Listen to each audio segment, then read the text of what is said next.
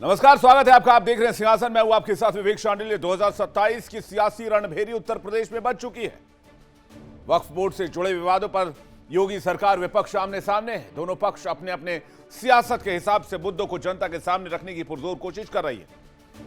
इस बीच सबसे मुख्य विपक्षी दल उत्तर प्रदेश में समाजवादी पार्टी के मुखिया अखिलेश यादव का महिला आरक्षण को लेकर नया रुख सामने आया है। 16 अप्रैल 2026 का वो दिन जब महिला आरक्षण और परिसीमन के बिल के मुद्दे पर संसद में चर्चा चल रही थी, जिसके चलते माहौल गर्म था। लोकसभा में बोलते हुए प्रधानमंत्री नरेंद्र मोदी ने एक बात कही थी, अखिलेश जी मेरे मित्र हैं जो कभी कभी हमारी मदद कर देते हैं। हालांकि सपा प्रमुख अखिलेश यादव उस समय पीएम मोदी की मदद नहीं कर सके थे, जिसके चलते सरकार बिल नहीं पास करा सकी थी।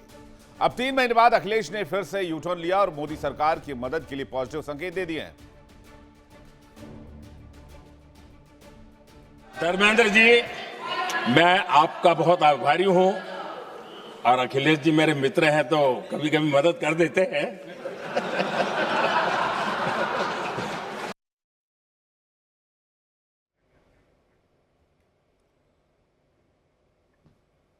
दरअसल उत्तर प्रदेश विधानसभा चुनाव की सियासी तपेश के बीच सपा प्रमुख अखिलेश यादव ने महिला आरक्षण लागू करने और परिसीमन बिल के जरिए उच्च सदन में सीटें बढ़ाने की मांग की है। उन्होंने ये बात महिला संगठनों से मुलाकात के बाद कही। ऐसे में सवाल है कि 3 महीने के बाद अखिलेश यादव महिला आरक्षण और परिसीमन बिल पर क्या यू टर्न मार रहे हैं।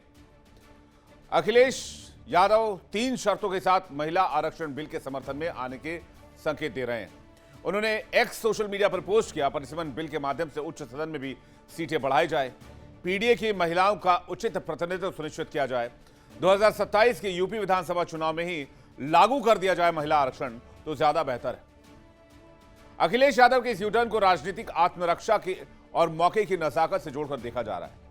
3 महीने में सियासी हालात बदले हैं। पश्चिम बंगाल चुनाव के बाद ममता बनर्जी की पार्टी टूट गई है। टीएमसी के 28 लोकसभा सांसदों में से 20 सांसद अलग होकर एनसीपीआई में विलय कर समर्थन सरकार के पक्ष में दे चुके हैं। इसके अलावा उद्धव ठाकरे की पार्टी के 9 में से 6 लोकसभा सांसद टूटकर शिंदे खेमे में चले गए हैं। इंडिया ब्लॉक से डीएमके भी अलग हो चुकी है। इस तरह से विपक्ष का गेम बिगड़ा तो एनडीए 2/3 बहुमत के करीब पहुंचती नजर आती है। जाहिर है बीजेपी की अगुवाई वाली एनडीए की रणनीति को देखते हुए अखिलेश यादव महिला आरक्षण के मुद्दे पर पीछे नहीं रहना चाहते और 27 के चुनाव से पहले गोल कर देना चाहते हैं। लेकिन सवाल यह कहीं सेल्फ गोल ना हो जाए। हालांकि इसकी वजह यह है कि जब अप्रैल में उन्होंने दोनों बिल का विरोध किया था तो बीजेपी ने उन्हें महिला विरोधी कटघरे में खड़े करने की कोशिश की थी। 2027 के विधानसभा चुनाव को देखते हुए अखिलेश यादव किसी तरह का कोई जोखिम नहीं लेना चाहते, क्योंकि वो न सिर्फ हाल के चुनावी नतीजों का आकलन कर रहे हैं, बल्कि 2027 में उत्तर प्रदेश में महिलाओं की भागीदारी चुनाव में कितनी जबरदस्त तरीके से हो सकती है, उसका इंपैक्ट क्या हो सकता है, इसकी रूपरेखा भी तैयार कर रहे हैं। तो क्या अखिलेश यादव आधी आबादी को अपने हिसाब से कन्विंस कर पाएंगे? बातचीत करने के लिए मेहमानों का एक बड़ा पैनल हमारे साथ जुड़ रहा है। डॉक्टर पूजा मिश्रा हमारे साथ जुड़ रही हैं, Samajwadi Party spokesperson. Doctor Ram Pandey हमारे साथ जुड़ रहे हैं, कांग्रेस के प्रवक्ता। आलोक पांडे हमारे साथ जुड़ रहे हैं, पॉलिटिकल एक्सपर्ट। आप सभी का बहुत बहुत स्वागत है। पूजा जी, पहला सवाल आपसे ही है, ऐसा क्या हो गया 3 महीने में कि अचानक से आधी आबादी की याद माननीय श्री अखिलेश यादव जी को आ गई, समाजवादी पार्टी सुप्रीमो? क्योंकि 3 महीने पहले वो इस बिल का विरोध कर रहे थे पार्लियामेंट में। विवेक जी, आपको नमस्कार, साथी प्रवक्ताओं को भी नमस्कार। जो समाजवादी पार्टी ने विरोध किया हुआ था वो 131st amendment bill, constitution amendment bill का विरोध किया हुआ था। महिला आरक्षण बिल का तो विरोध नहीं किया हुआ था और महिला आरक्षण बिल का विरोध हम आज भी नहीं करते हैं। और वो जो 131st कॉन्स्टिट्यूशनल अमेंडमेंट बिल था उसका विरोध हम आज भी करते हैं। हम आज भी मांग करते हैं कोटा विद इन कोटा का, कि वहां पर जो है ओबीसी महिलाओं को भी आरक्षण दिया जाए, अल्पसंख्यक महिलाओं को भी आरक्षण दिया जाए। हम जब 2027 में महिला आरक्षण लागू करने की बात करते हैं तो हम वही बात कर रहे होते दोबारा जो हमने सदन में किया हुआ था, कि जब बिना परिसीमन के, बिना जनगणना के आप डिलिमिटेशन नहीं करेंगे, आप बिना जनगणना के परिसीमन नहीं करेंगे, कहने का आशय है। तो जब अभी जो गणना चल रही है, जो अभी जितनी सीटें हैं उसी सीटों में 2027 में आप लागू कर दीजिए। उस सदन में भी आप जनगणना करा रहे, जनगणना की संख्या आ जाती है, आप परिसीमन लागू करके फिर आप वहां पे लागू कर दीजिएगा। हमारा स्टैंड नहीं बदला हुआ है। हमारा बस डिमांड है कि आप क्यों लटका करके भटका करके रखना चाहते हैं? जब वुमेन रिजर्वेशन बिल पर महामहिम राष्ट्रपति जी का साइन हो गया हुआ है और वो आज की तारीख में कानून है, तो उस कानून को लागू करने में इतना समय क्यों लिया जा रहा है? और उस कानून को लागू करने के लिए संविधान बदलने की बात क्यों की जा रही है? आप उस कानून को अभी जो प्रारूप है उसी प्रारूप में लागू कर दीजिए। जब जनसंख्या सोशो इकोनॉमिक कास्ट सेंसस हो जाएगी, डिलिमिटेशन हो जाएगा, फिर उसमें वो इम्प्लीमेंट ऑटोमेटिक हो जाएगा।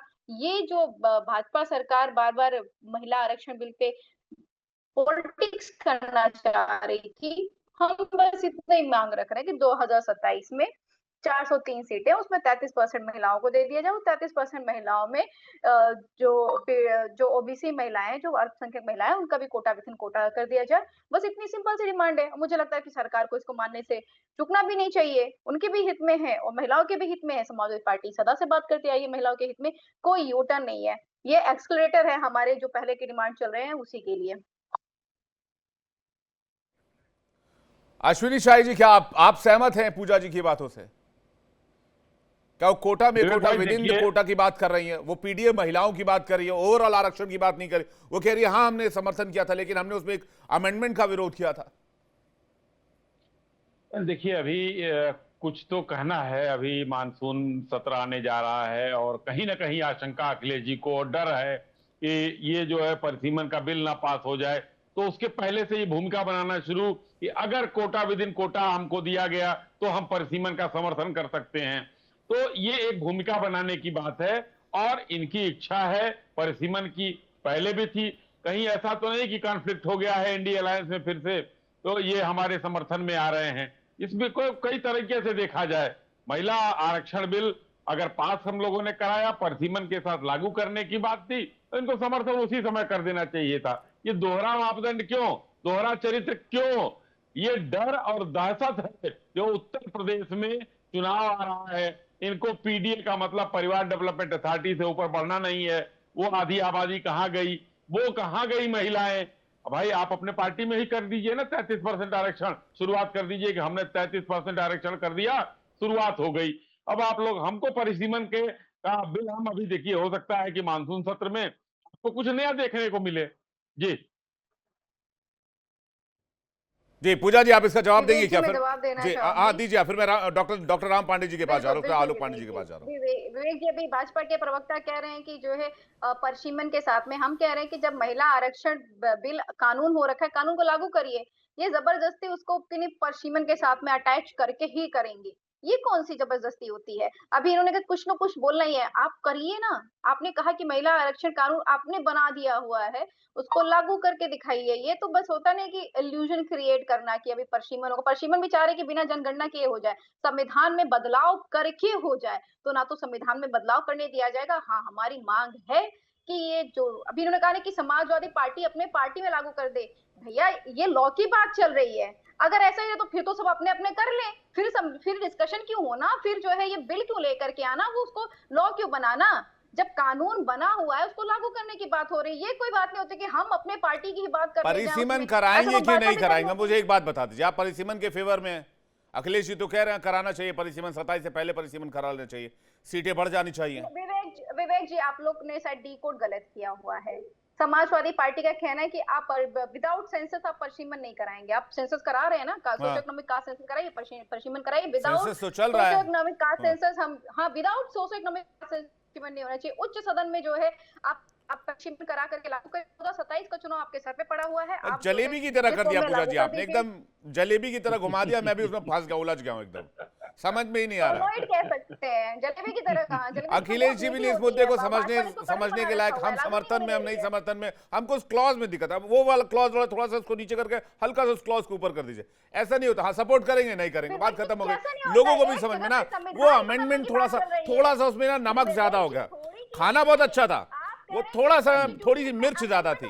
ये वाला हिसाब किताब गड़बड़ कर देता है ना। डॉक्टर राम पांडे सर, आप क्या कहेंगे? जी मैं आ रहा हूं मैम आपके पास, क्लैरिटी दीजिए ना पब्लिक को। सर मैं बिल्कुल सीधी बात कहूंगा, जलेबी नहीं बनाऊंगा जी। ये पहला कानून ऐसा है 2023 में पास हो चुका है और कोई भी कानून बनता है राष्ट्रपति के साइन होने के बाद लागू हो जाता है। जब 2023 में महिला आरक्षण बिल पास हो चुका है। संसद से, लोकसभा से, राज्यसभा से, राष्ट्रपति से, सब जगह से पास हो चुका है। तो 2023 में ही लागू करने में क्या परेशानी थी? तो ये तो 3 साल जानबूझकर लेट किया गया है। अब आते हैं परिसीमन और आपकी जनगणना पर। पंचायती राज, नगरीय निकाय, दोनों में कांग्रेस सरकार ने 33%, 50% महिलाओं को आरक्षण दिया। पहले 33% था और राज्यों ने बढ़ाकर उसको 50% कर दिया। तो कांग्रेस सरकार ने तो कोई शर्त नहीं डाली थी। कांग्रेस सरकार ने कोई शर्त नहीं डाली थी कि ये परिसीमन के बाद महिलाओं को आरक्षण मिलेगा। कांग्रेस सरकार ने कोई शर्त नहीं डाली थी कि जनगणना के बाद महिलाओं को आरक्षण मिलेगा। और उससे ये अभी तो लोकसभा सीट कितनी है? 543, 33% में कितने आएंगे? विधानसभा सीट कितनी है? मतलब 1000, 1500, 2000 महिलाओं को फायदा मिलेगा। नगरीय निकाय और पंचायती चुनाव से 10 लाख महिलाओं को फायदा हो रहा है। 10 लाख महिलाएं सरपंच, जनपद सदस्य, जनपद अध्यक्ष, जिला पंचायत सदस्य, जिला पंचायत अध्यक्ष, पार्षद, मेयर, देश की 10 लाख महिलाओं को यह हर साल में मौका मिलता है। तो कोई उसमें नियम नहीं था। और फिर सबसे बड़ी बात मैं देख रहा हूं, अभी इन्होंने कहा कि समाजवादी पार्टी अपने यहाँ क्यों नहीं लागू कर देती। ये लोग कांग्रेस को भी बोल सकते हैं। अभी सबसे बड़ा मुद्दा क्या चल रहा है? राम मंदिर का। जब 15 लोगों का ट्रस्ट बनाया गया तो उसमें 33% महिलाएं क्यों नहीं? उस ट्रस्ट में एक महिला नहीं। और अभी भी कोई फेरबदल किए गए, उसमें एक भी महिला नहीं। क्या बात है? क्यों ये इनको महिला से परेशानी है? 15 महिलाओं में, 15 ट्रस्ट के जो लोग हैं उसमें 5 महिलाएं होनी चाहिए थी। और क्या हमारे पास महिलाएं नहीं है? आरएसएस, बीजेपी की महिलाएं मान लो, तो क्या उमा भारती नहीं है इनके पास? क्या रितंबरा नहीं है? क्योंकि विपक्ष के लोगों को तो इन्होंने रखा नहीं है। वो 15 लोग आरएसएस के लोग हैं जिन पर चोरी का आरोप लगा है कि भगवान के पैसे की भी उन्होंने चोरी कर ली है।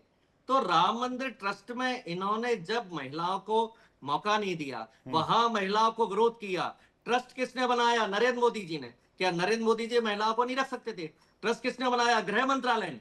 क्या अमित शाह उनको महिलाओं को मौका नहीं दे सकते थे? क्या आपकी सरकार में देश में जितने ट्रस्ट और मंदिर हुआ करते थे, क्या उस समय ये व्यवस्था थी? आप लोगों ने लागू किया था, तो आप आज सवाल उठा सकते हैं।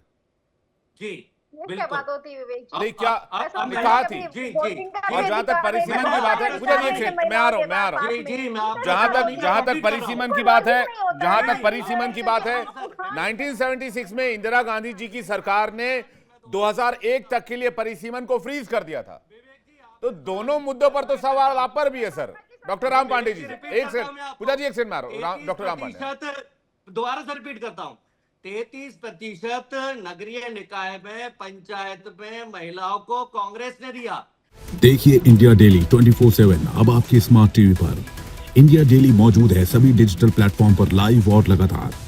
इंडिया डेली 24/7 हर दिन राष्ट्र को समर्पित।